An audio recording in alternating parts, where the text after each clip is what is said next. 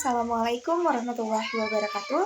Perkenalkan, saya Aprilia Yuliani dengan NIM 231010501741. Di sini saya akan membuat video tentang materi krisis ekonomi di Indonesia untuk memenuhi tugas perekonomian Indonesia yang diampu oleh Bapak Rudi Sanjaya. Oke, baik kita langsung saja masuk ke materinya. Selamat menonton! Apa sih yang dimaksud dengan krisis ekonomi? Krisis ekonomi adalah kondisi penurunan drastis perekonomian suatu negara, ditandai penurunan produk domestik bruto, inflasi yang tinggi, pengangguran yang meningkat, serta melemahnya daya beli masyarakat. Penyebab terjadinya krisis ekonomi.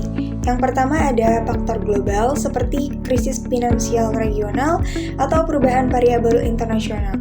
Lalu yang kedua ada kebijakan tidak tepat seperti utang negara menumpuk, inflasi tak terkendali, atau kebijakan moneter dan kebijakan fiskal yang kurang efektif. Lalu ada krisis sektor keuangan seperti kredit macet di perbankan atau kebangkrutan perusahaan. Dampak krisis ekonomi dibagi menjadi dua, ada ekonomi dan sosial politik. Ekonomi, PDB menurun, inflasi melonjak, daya beli masyarakat yang jatuh, nilai tukar mata uang yang merosot. Lalu sosial dan politik, itu ada pengangguran massal, kemiskinan meningkat hingga 50% di Indonesia pada tahun 1998, kerusuhan sosial, dan ketidakstabilan politik. Bagaimana sih cara mengatasi krisis ekonomi di Indonesia? Cara untuk mengatasi krisis ekonomi di Indonesia memerlukan kombinasi kebijakan pemerintah seperti stimulus fiskal, reformasi struktural, penguatan UMKM dan sektor real, serta perlindungan sosial.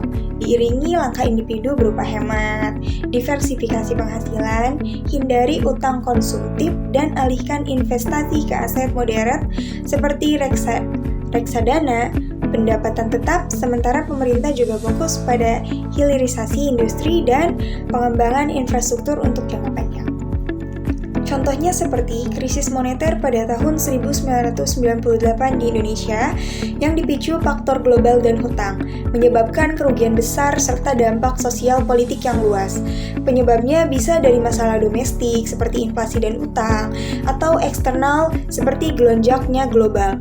Lalu penanganannya memerlukan koordinasi kebijakan moneter, kebijakan fiskal, dan perbankan, serta adaptasi individu seperti diversifikasi investasi dan penghematan. Mungkin itu saja materi yang dapat saya sampaikan. Kurang lebihnya mohon maaf. Semoga bermanfaat untuk kita semua.